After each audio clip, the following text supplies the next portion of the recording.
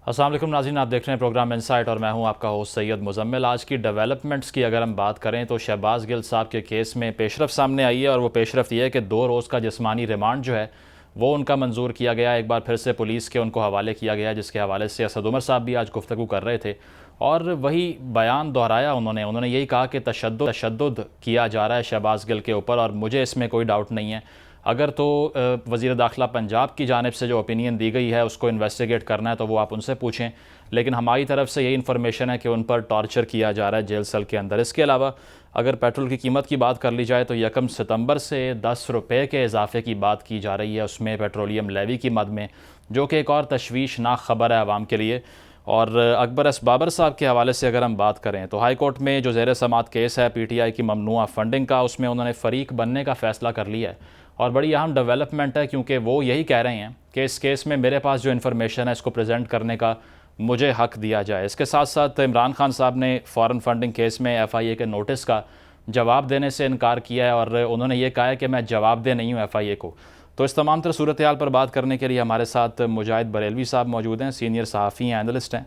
उनसे बात करते हैं। मुजाहिद साहब, बहुत शुक्रिया आपके वक्त का। आपसे ये जानना चाहेंगे कि अब जो सूरत हाल सियासी तौर पर मुल्क में डेवलप हो रही है कि दोबारा से इल्ज़ाम लग रहा है PDM के ऊपर कि एक इंतकामी सियासत की जा रही है, शहबाज गिल पे तशद्दुद हो रहा है और उनसे जो है वो जेल के अंदर भी नाइंसाफ़ी की जा रही है। लेकिन वज़ीर दाखिला पंजाब का बयान भी आपने सुना और उन्होंने इसको रिफ्यूट किया। आप कैसे देख रहे हैं सिचुएशन को और आपका तजिया क्या है इस पर? कारकुन पर जेल में अगर तशद्दुद हो सियासी कारकुन पर या एक आम आदमी पर, जो गलत है। मसलन अगर उसने कोई जुर्म किया है उसके लिए सजा है, इवन ये कि उम्र कैद की सजा है, बल्कि सजा मौत तक की भी सजा मौजूद है। लेकिन इसमें जब इमरान खान साहब ने भी ये कहा कि नहीं, उन्हें किया गया है कि उन्हें बरहना बनाकर तशद्दुद किया गया, उसके बाद सब जानते हैं कि जी पंजाब में गवर्नमेंट तो PTI की है और खुद उनके वज़ीर दाखिला जिनका ताल्लुक PTI ही से है वो इस बात की तरदीद कर रहे हैं। तो थोड़ा सा ये इसमें इबहम पैदा हो गया है। बज़ाहिर वो जो कोर्ट में अदालतों से आते जाते नजर आते हैं तो उस तरह के तशद्दुद के असरात नजर नहीं आते कि कोई एम्बुलेंस पे आए हों या व्हील चेयर पे आए हों या कांधों पे आए हों। तो लेकिन इससे भी ज्यादा अहम बात यह है कि ये जब खुद मैं आज देख रहा था कि फ्लोर ऑफ द हाउस पर उनके तर्जुमान सेनेटर फैसल जावेद ये कह रहे थे, उनके दीगर रहनुमाओं ने इससे पहले भी कहा, शहबाज गिल ने ये बयान देकर जो है बहुत बड़ी गलती की। तो उनके खिलाफ कम से कम पार्टी के तौर पर ताजीबी कार्रवाई करना जरूरी थी, उन्हें मुअत्तल करना जरूरी था, ताकि PTI का ये जो अपोजिशन जो है, ये हुकूमती इत्तेहाद है जो उसको एक्टिवाइट कर रहा है। तो ये दो अलग बातें हैं। मतलब शहबाज गिल साहब ने अगर इंफरादी तौर पर कहा, जो कतई तौर पर नहीं कहा होगा, या फिर शाह से ज्यादा वफादार कहते हैं जिसे शाह, उसके तौर पर कहा तब भी गलत कहा। और अगर ऐसा कहा तो उनको आईनी और कानूनी को फेस करना चाहिए। और लेकिन फिर वही मैं कहूंगा कि अगर तशद्दुद के हवाले से, लेकिन उनके जब वज़ीर दाखिला ही इसको तस्दीद कर चुके हैं PTI, तो ये जरा और ज्यादा कुछ थोड़ा सा कंफ्यूजिंग सूरत हाल हो गई है। मुजाहिद साहब, आपसे ही जानना चाहेंगे, आपने ये कहा कि PTI की तरफ से क्लियर नहीं किया सिचुएशन को और ऐसा हो नहीं सकता कि शहबाज गिल ने इनफरादी तौर पे ये बयान दिया हो, तो आपको लगता है कि पार्टी की तरफ से ये एक नैरेटिव था जिसको डिफेंड करने वो वहाँ पर पहुँचे थे और इनफरादी अमल नहीं है जिसको PTI डिनाई कर रही है, या कुछ वाकई लिखवाया हुआ था जिसको पढ़ा गया और इसके बाद ये सिचुएशन डेवलप हुई? देखिए, अब मैं ये इतने मिल जाऊंगा, ये तो आपको इल्म है कि हर पार्टी में मुख्तलिफ हो रहे हैं। मतलब मियां नवाज शरीफ का ही मसला है। अभी ये जो अभी आया कि जी यानी ये मुफ्ता इस्माइल वजीर खजाना, जो एक गैर सियासी आदमी है, कोई बहुत मारूफ रहनुमा है।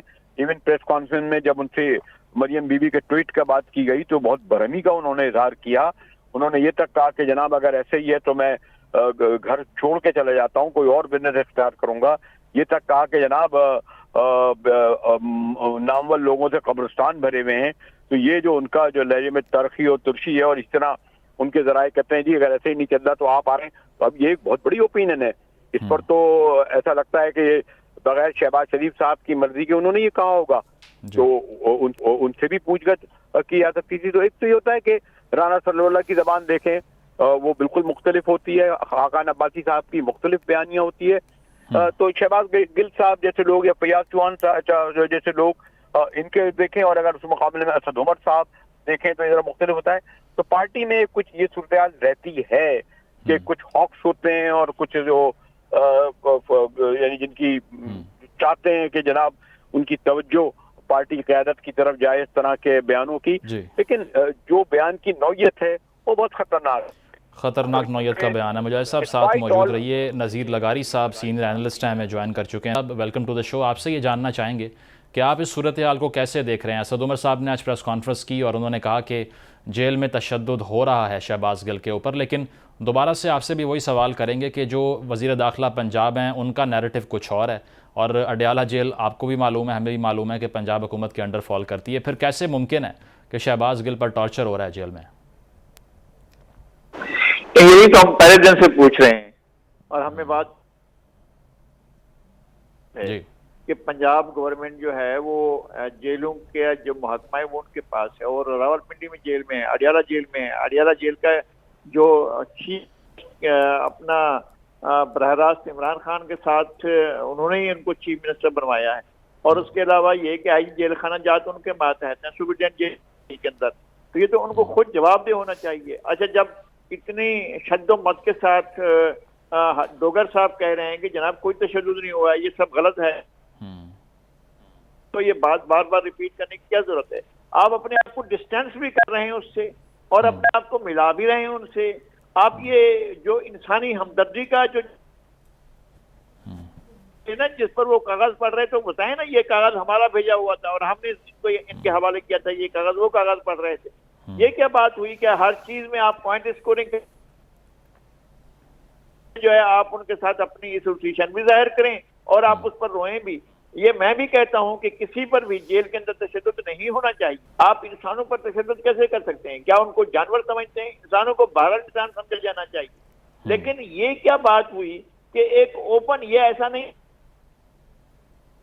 कमरे में कही गई, टीवी पर कही गई, सारी दुनिया ने सुनी, 12 मिनट और 13 सेकंड तक वो बगैर किसी रुकावट के बोलते रहे। अब जो कोई कहा है उसके बाद या बना है तो उसके बारे में या तो पीटीआई उसका हिस्सा बन जाए और कहे कि जी हमारा नैरेटिव है, या उससे फैसला कर ले। और दूसरी बात यह है कि तशद्दुद अगर हुआ है, अगर तशद्दुद नहीं हुआ है और उसका वाबिला किया जा रहा है और पॉइंट स्कोरिंग की जा रही है और इसकी तरह मजलूमियत का ढोंग रचाया जा रहा है, तो बंद होना चाहिए। ये तरीका ठीक नहीं है कि आपका अपना वज़ीर दाखिला। बिल्कुल नज़ीर साहब, लेकिन ये कहना आपका कि डिस्टेंस पीटीआई ने किया और साथ साथ तनकीद भी कर रहे हैं वो, लेकिन क्या डिस्टेंस बाकायदा तौर पर किया गया उनकी तरफ से? क्योंकि शो कॉज नोटिस नहीं दे सके अब तक शहबाज गिल को, और उनकी गिरफ्तारी की मजम्मत कर दी। बयान की मजम्मत करने वाले बहुत कम हैं, खान साहब ने खुद भी क्लैरिफाई नहीं किया इसको। तो आपको लगता है कि पीटीआई ने फासला इख्तियार किया है इस बयान से अब तक, या फिर अब भी अभाम बाकी है इसमें? नहीं, बिल्कुल टोटल अभाम है पीटीआई इस सूरत हाल में गोमगो की कैफियत पूरा पैदा करना चाहती है। वो गुमराही फैलाना चाहती है लोगों के अंदर कि जनाब ना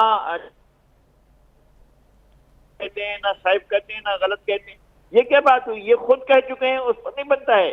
इन्होंने जब ये डीजी आईएसपीआर ने कहा कि इस तो उसी वक्त उन्होंने अगले जलसे आप में कहा कि ठीक है नज़ीर साहब, इस पे मजीद बात भी करेंगे। यावर साहब, आपको आवाज़ आ रही है मेरी?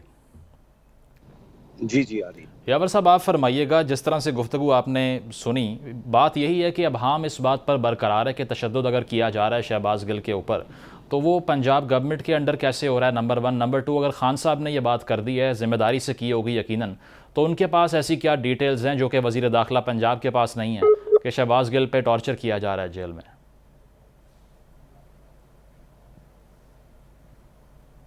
यावर बुखारी साहब से दोबारा से रब्ता करेंगे। मुजाहिद साहब, आपसे जानना ये चाहेंगे कि साथ साथ ये भी कहा जा रहा है कि शहबाज गिल पे जो इंटेरोगेशन हो रही है उसमें बड़े अहम सवाल हो रहे हैं, और ये कहा जा रहा है कि खान साहब खाने में क्या खाते हैं या फिर पीते क्या हैं, उनकी रूटीन क्या है, वो किससे मिले हैं, इस तरह के सवाल उनसे करना मुनासिब है? आपको लगता है हो रहे होंगे ये?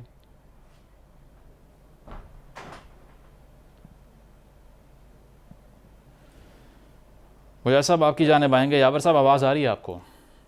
देखिए, सबसे पहले तो जी मुजाहिद साहब कंटिन्यू कीजिए आप।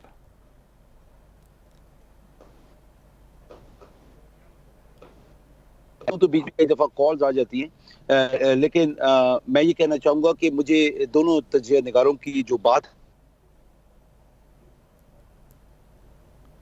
है, इख्तलाफ इसलिए है कि जो वो बात कर रहे हैं और जिस तरीके से कर रहे हैं, वो शो ये कर रहे हैं कि ये पीटीआई का नैरेटिव है। ऐसे नहीं है। इसका मतलब ये कि राना सनाउल्लाह जो भी कहते हैं, मरियम औरंगजेब जो भी कहती हैं, इसका मतलब वो नून का नैरेटिव होगा। और जिस तरीके से वो आम आदमी के साथ बुरे सलूक की राना सनाउल्लाह बात करते हैं, इसका मतलब नवाज शहबाज शरीफ भी यही चाहते हैं। ऐसे नहीं होता है। ये कोई शाह से ज्यादा शाह के वफादार होते हैं। और मैं एक शो में नहीं 10 शोज में मैं इस बयानिए को जो गिल साहब ने बात की है, मैं टोटली उसको कंडेम करता हूँ। वो नहीं होना चाहिए था और मैं बहुत ओपनली कंडेम करता हूँ। दूसरी बात यह है कि इसके अंदर खान साहब का रोल कोई भी नहीं है। खान साहब का रोल होता तो खान साहब खुलेआम बोलते। ये बात कतई नहीं है। हमें अफसोस है कि उस बदनसीब इंसान के मुंह से जो बातें उसे निकाली वो गलत थी, वो सही नहीं थी। और इसका मतलब ये नहीं होता है कि ये अगर है तो फिर शहबाज गिल पे टॉर्चर नहीं हो रहे। देखें, जहां तक बात है कर्नल हाशिम डोगर की, कर्नल हाशिम डोगर ने अडयाला जेल के अंदर तो बिल्कुल एक बात की होगी, लेकिन जो बात हुई है वो जब जुडिशल रिमांड से पहले की बात है। मैंने खुद कोर्ट में मैं गया था, मैं वहां पे मौजूद था। शहबाज गिल ने टॉर्चर की बातें की और बार बार कहा गया कि हमें ये बताओ कि कैसे फलां बंदा फलां जगह पैगाम पहुंचाता है, कौन कैसे मिलता है। आप बताओ कि जो ऐसे ऐसे सवाल के मैं जो टीवी के ऊपर बोल भी नहीं सकता हूँ। अभी आप मुझे बताएं कि सिर्फ और सिर्फ जोर किस बात पे है कि हमें इमरान खान के बारे में इंफॉर्मेशन दो, क्या क्यों कैसे होता है। अभी मुझे बताएं कि उसके बयानी के ऊपर तो बात ही खत्म हुई हुई है। जो टॉर्चर हुआ, जो सवालात किए गए, वो सवालात तो सिर्फ इमरान खान की जात के ऊपर रखे जा रहे हैं कि किसी न किसी तरीके से हम कुछ चीज निकालें। खुदा के फजल करम से अभी तक तो कुछ चीज नहीं निकली। और वो क्योंकि वो चाह रहे हैं कि जबरदस्ती की स्टेटमेंट ली जाए। जितना टॉर्चर ज्यादा बढ़ेगा उस शख्स ने, क्योंकि हर किसी का कहीं ना कहीं टूटने का पॉइंट।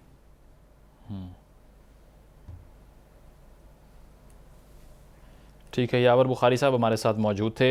नज़ीर साहब ना कुछ बोल देगा, ठीक है, कंटिन्यू कीजिए आप। कुछ ना कुछ वो बोल देंगे, कुछ ना कुछ वो बोल देंगे अपनी जान बचाने के लिए।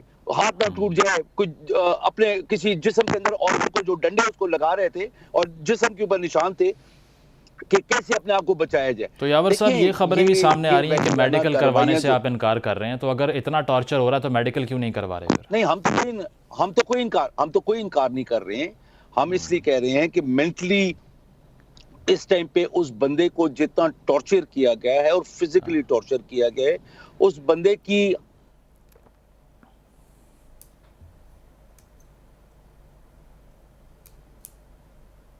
मेंटल एंड फिजिकल इलाज करवाएं ताकि वो स्टेटमेंट देने के काबिल हो। अच्छा, मतलब आपको लगता है कि वो इस स्टेट में है कि वो अपनी स्टेटमेंट जो इस टाइम देंगे वो भी वैलिड नहीं होगी? मैं तो कतन वैलिड नहीं होगी। पुलिस के अंदर, पुलिस की हिरासत में तो स्टेटमेंट ऐसे भी वैलिड नहीं होती है, क्योंकि आपको नहीं पता होता है कि कौन से डिग्री का टॉर्चर इस्तेमाल करके वो स्टेटमेंट हासिल की गई है। देखिए, ये चीजें वो हैं कि अगर आपने इमरान खान साहब को डिस्क्वालीफाई करवाना है और आप एक शख्स का सहारा लेकर उसको खराब कर ये काम कर रहे हैं। मैं पीटीआई का बंदा हूं, मैं कह रहा हूं कि शहबाज गिल ने गलत बात की। गलत बात का मतलब नहीं होता है कि सर तन से उड़ा दो, ये बातें नहीं होती हैं। उसके ऊपर बकायदा केस चलना चाहिए। आप उसको सिविल कोर्ट मार्शल करना चाहते हैं, कोर्ट मार्शल करना चाहते हैं, आप उसको जेल की सलाखों के पीछे रखना चाहते हैं, कोर्ट में लेके जाए ना। यहाँ पे कन्विक्टेड बंदा, 3 दफा का कन्विक्टेड बंदा मुल्क से भाग गया और एफिडेविट सिटिंग वजीर आजम ने दिया। एक सिटिंग वजीर आजम पे और एक इनका जो खोशमंद था वजीर आला शिप का। यावर साहब, आपकी पंजाब हुकूमत थी, उन्होंने मेडिकल रिपोर्ट दी थी, उसकी बुनियाद पे बाहर गए थे? नहीं, वो गए तो गलत है ना। मैं तो इत्तेफाक नहीं करता हूँ। यहाँ पे फैसिलिटीज जनरेट करते, डॉक्टर्स को इधर बुला लेते, जो भी पैसा खर्च होता आपके मुल्क के अंदर नवाज शरीफ को इलाज करवाने में, यहाँ पे भी कोई फैसिलिटी बन जाती। लेकिन यावर साहब, हमारी बाहर हुकूमत जाने ने पे की भी थी, गलत एतराज़ की है, थी। वापसी पर भी एतराज़ है। नवाज शरीफ साहब की वापसी की अब अगर बात की जाती है तो खान साहब नहीं, कहते हैं ये मैं नहीं होने दूंगा। वापसी पे तरीके पे एतराज है, तरीके पे एतराज है क्या कि तरीका है जिस सर? तरीके से legislation what is the ideal way to get जिस हिम बैक? तरीके से put him back in jail straight away, जहां जेल से बाहर गए थे उस जेल में वापस है, अपनी कन्विक्शन पूरी करें, जो उनकी जो सजा थी वो पूरी करें। ये क्या बात हुई? एक शख्स के लिए आप कानून चेंज कर रहे हैं, तो फिर वो गामे साजे के लिए भी कानून चेंज करे ना, जिस बेचारे ने किसी की भैंस चोरी की, यावर ने साहब, साइकिल आपको नहीं चोरी की, लगता किसी कि ने आपने मोटरसाइकिल पार्लियामेंट चोरी का की? फ्लोर खाली छोड़ा जहां पर लेजिस्लेशन की जाएगी नवाज शरीफ साहब की वापसी के लिए, तो वो गलती की आपने फिर? देखिए, हर किसी का इस चीज के ऊपर अपना अपना नुक्ता नजर है। जो नुक्ता नजर खान साहब का था कि हम एक साजिश के जरिए हुकूमत को, हम एक साजिश के जरिए, जो खान साहब का नजरिया था, एक साजिश के जरिए जो हुकूमत आई, हम उसको लेजिटिमेसी नहीं देंगे, हम उसको वो कानून के तौर पे, हम कानूनी तौर पे मानेंगे नहीं, इसलिए हम लोग असेंबली छोड़ के जा रहे हैं। अच्छा। मेरी अपना नुक्ता नजर ये होता है कि हमें कभी भी स्पेस नहीं देनी चाहिए। जब आप अच्छा। खुली स्पेस किसी को देंगे, वो स्पेस ऑक्यूपाई करेगा। मतलब और आपका ये नैरेटिव है कि ये गलती की स्पेस तहरीक इंसाफ ने कि मैदान खाली छोड़ दिया? नहीं, मैं नहीं कह रहा हूँ गलती की, क्योंकि उन लोगों की नेशनल असेंबली में बैठ के जो उनकी सोच थी, जो डायनामिक्स उस टाइम पे वहां पे थी, उन्होंने उसके मुताबिक फैसला किया और उन्होंने बिल्कुल सही किया होगा। नज़ीर साहब, आपसे जानना चाहेंगे कि इमरान खान साहब ने अपने इंटरव्यू में ये बयान दिया और बड़ा हैरानकुन बयान था कि उन्होंने कहा कि ये तक पूछ रहे हैं कि खान साहब खाते क्या हैं और इनकी मुलाकातें किन किन लोगों से होती हैं। तो आपको लगता है इस नौयत की इंटेरोगेशन हो रही होगी वहाँ पे? इसने आकर उनको बताया ये सारी सूरत हाल उनको कैसे इल्म में आई है। बात ये है कि उनकी तो अभी तक मुलाकात नहीं हुई है। उनकी वकील के थ्रू, वो कहते हैं वकील के थ्रू जानते हैं हम ये बात होगा ना, वो इनके पर्पस के लिए तो नहीं होगा। मैं ये अर्ज कर रहा हूँ कि जो कोर्ट पर्पस के लिए वकील जाता है या वकील पीटीआई के पर्पस के लिए जाते हैं कि उनकी जमात किस तरह, ख्याल ये है कि ये एक दलदल में फंसे हैं हर तरह से, और एक ऐसा बयान, ये कोई होश हवास में थे, उन्होंने पूरे सोच समझ कर ये बात कर रहे थे, अगर जो एक पढ़ रहे थे लेकिन फिर भी सोच समझ कर बात कर रहे थे। जो कुछ उन्होंने कहा है, अगर वही बात खान साहब के, क्या ये सारी बातें हो सकती हैं और इन बातों की जस्टिफिकेशन है, तो इस पर होगा फैसला। इमरान खान क्या खाते हैं, इमरान खान क्या पहनते हैं, इमरान खान क्या, न इससे कुछ ताल्लुक बनता है इस बात का। ये तो बहरहाल एक नैरेटिव को दूसरा रुख देने की बात है, कर लें, दूसरा रुख दे दें इसको। यानी पाकिस्तान की तारीख में, सियासी तारीख में हमें ऐसा नजर नहीं आता है। वो जो भी जिस पर भी इल्जाम लगता था वो अपना दिफा करता था, उल्टा चढ़ाई नहीं करता था। यहाँ पर हर चीज में चढ़ाई की जा रही है और उनकी पार्टी कर रही है।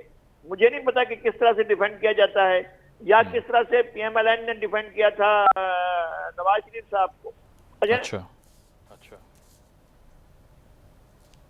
पार्टी खान साहब तो जलसा है में कहते थे कि वो शीरी मजारी रो पड़ी थी। रिपोर्ट जो है वो डॉक्टर यास्मीन ने दी थी और उनके अपने फैसल साहब ने दी, बिल्कुल, और उनको बाहर भेजा गया।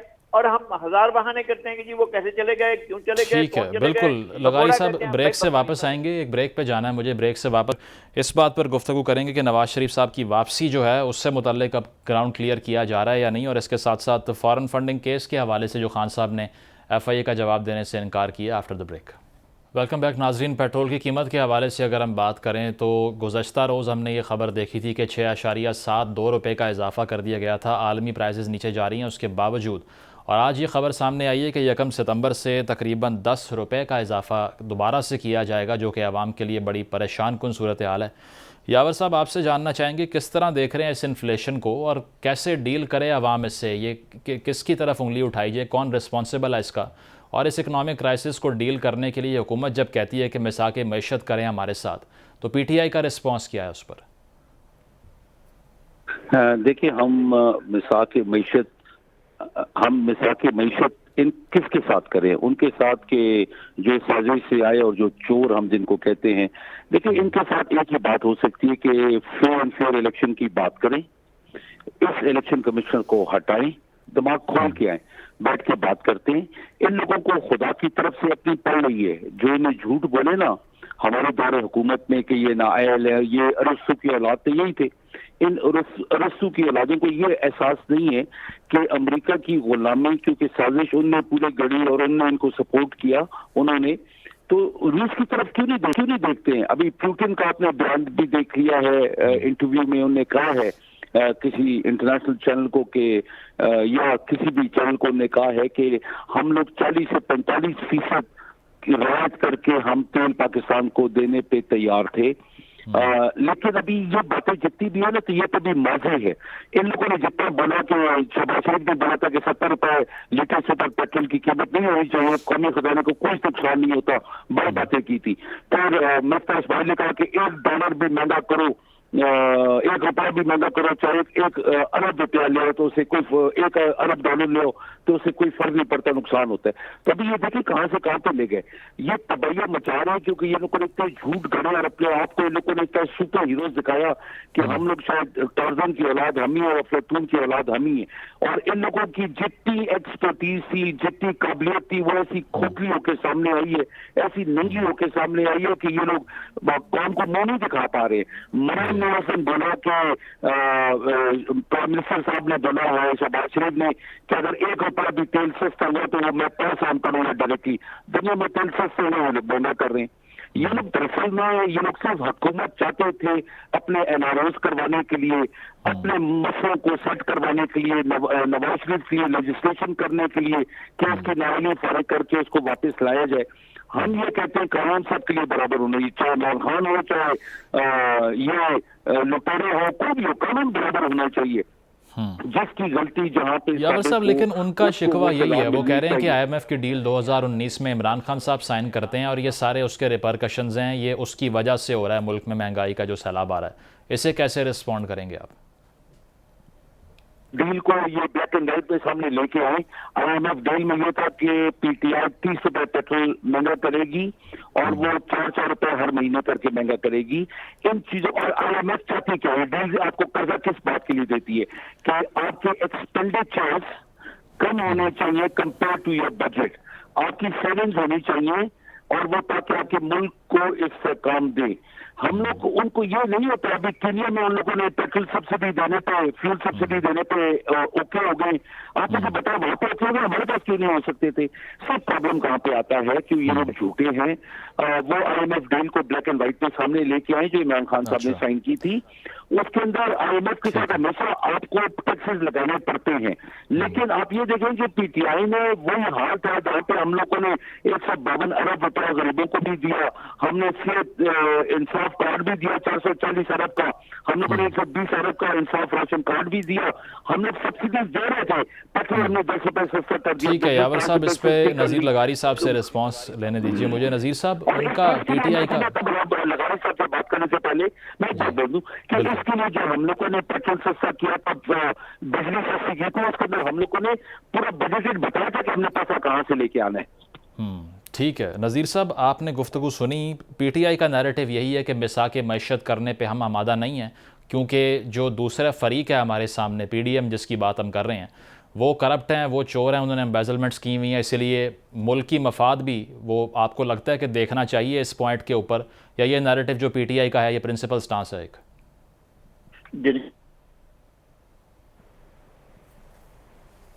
और जिनके खिलाफ इंक्वायरियां हैं वो भी अपना हिसाब दें, और इनके खिलाफ अगर चोरी की चीजें सामने आई हैं तो अब ये अपना हिसाब दें।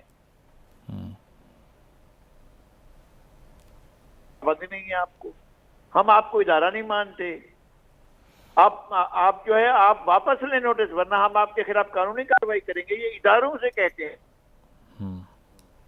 तो आपने किन किन लोगों की इन्वेस्टिगेशन इसी इदारे से करवाई? अच्छा। खुद आपकी बहुत सी इन्वेस्टिगेशन जो थी आपने दरखास्तें देकर रुकवाई हुई थी अपनी इन्वेस्टिगेशन। एक नहीं बेशुमार चोरियां साबित हुई हैं, फॉरेन फंडिंग अकाउंट सामने आए हैं, 351 कंपनियों से ली गई फंडिंग सामने आई है, वो सामने आई है।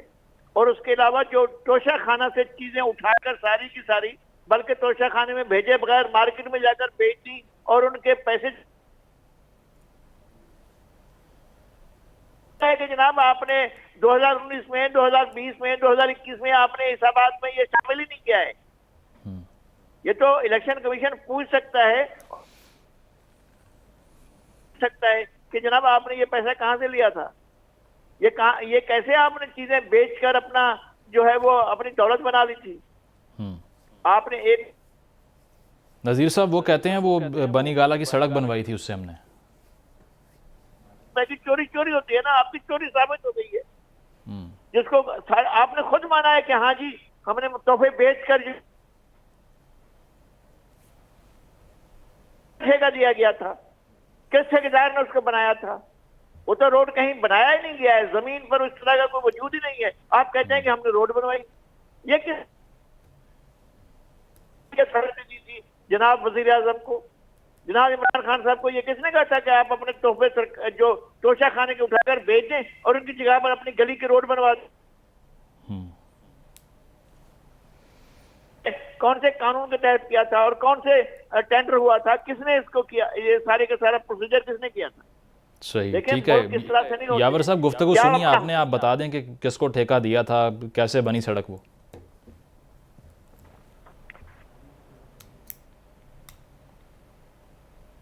यावर साहब सुन पा रहे हैं आप? ठीक है, नज़ीर साहब आपसे ये जानना चाहेंगे नवाज़ शरीफ साहब की वापसी की जो बाज़गश्त है उसको किस तरह देख रहे हैं? इमरान खान साहब ने लाहौर जलसे में भी इस बयान को रिपीट किया कि नवाज़ शरीफ साहब को वापस लाने के लिए, उनके लिए स्पेस क्रिएट करने के लिए मुझे निकाला गया। तो नवाज़ शरीफ साहब की वापसी को कैसे देख रहे हैं? उनके आने के बाद जो पाकिस्तान की पॉलिटिकल डायनामिक्स हैं वो किस जानिब जाती दिखाई दे रही हैं आपको? देखिए, सबसे पहले तो नवाज शरीफ साहब को जिस तरीके से लाने की कोशिश की जा रही है कि लॉ चेंज किए जा रहे हैं, करने की कोशिश की जा रही है ताकि उनको नाअहली उनसे हटाई जाए। दूसरी बात, इससे पहले कि मैं आगे जाऊं, मैं इससे रिक्वेस्ट आपको करूंगा कि नजीर लगारी साहब के सामने जो तज्जियाकार लिखा वो हटा के PMLN का स्पोक्स पर्सन लिख दे, क्योंकि ये अपनी तज्जियाकारी के अंदर नाइंसाफी कर रहे, सिर्फ PTI की तरह बातें करके पता नहीं PMLN को क्यों खुश करने के चक्कर में लगे हुए। सर उनका पॉइंट ऑफ व्यू है ना सर, वो उसको भी तो रिस्पेक्ट करना पड़ेगा। नहीं, नॉन चोरियां जो किए तो वो बोले ना, वो तो नहीं बोल रहे बिल्कुल, लेकिन कोई बात नहीं, मुझे कबूल है। अच्छा कि PMLN के स्पोक्समैन की जगह नजीर लगारी साहब के सामने हम बैठे हुए तो अंदर मैं ये समझूंगा कि ये नॉन के स्पोक्स पर्सन है जब भी मैं बात करूं। देखिए, जब आपने मिसाल के तौर पर कहते हैं कोई ठेका नहीं दिया, कोई ये नहीं किया, कोई वो नहीं किया, नजीर लगारी साहब क्या वहां पे हमारे वो कोई प्रिंसिपल लगे हुए कि हम इनको बताएं किसको ठेका दिया क्या नहीं दिया? जब पैसा आपके जेब से जाता है तो आपको कोई टेंडर करने की जरूरत नहीं होती, क्योंकि वो सरकारी पैसा नहीं होता। मैं पहले इस बात के हक में नहीं हूं कि तोशा खाना से कोई चीज ली जाए, जिससे भी ली है मैं समझता हूं कि वो स्टेट्स की कौम की आर्काइव्स में रखी जाए ताकि दुनिया देखे, पाकिस्तानी जाके देखे कि भाई दुनिया के जो बड़े बड़े मुल्क हैं उनके जो सदूरों ने, उनके बादशाहों ने जो तोहफे दिए हमारे डिग्निटरीज को, वो क्या दिए थे, वो सामने होने चाहिए ताकि लोग देख सके। जहां तक बात है नवाज शरीफ की वापसी की, तरीकाकार गलत इख्तियार किया जा रहा है, कानून चेंज किया जा रहा है दोबारा, क्योंकि ये लोग चाह रहे हैं कि वो वापस आए, एक नहीं 100 दफा वापस है, और नजीर लगारी साहब जैसे भी उनको डिफेंड करें वो इनकी मर्जी है, लेकिन वो आएंगे तो वो उनके स्पेशल इस्तकबाल के लिए भी हम तैयार हैं। मतलब आपका कहना यह है कि अगर उनकी वापसी भी होती है तो उसको लीगली और कानूनी तौर पे किया जाना चाहिए। यावर बुखारी साहब और नज़ीर लगारी साहब हमारे साथ, आप दोनों का बहुत शुक्रिया। नाज़रीन, प्रोग्राम आपने मुलाहिज़ा किया, फीडबैक ज़रूर दीजिएगा। अल्लाह हाफ़िज़।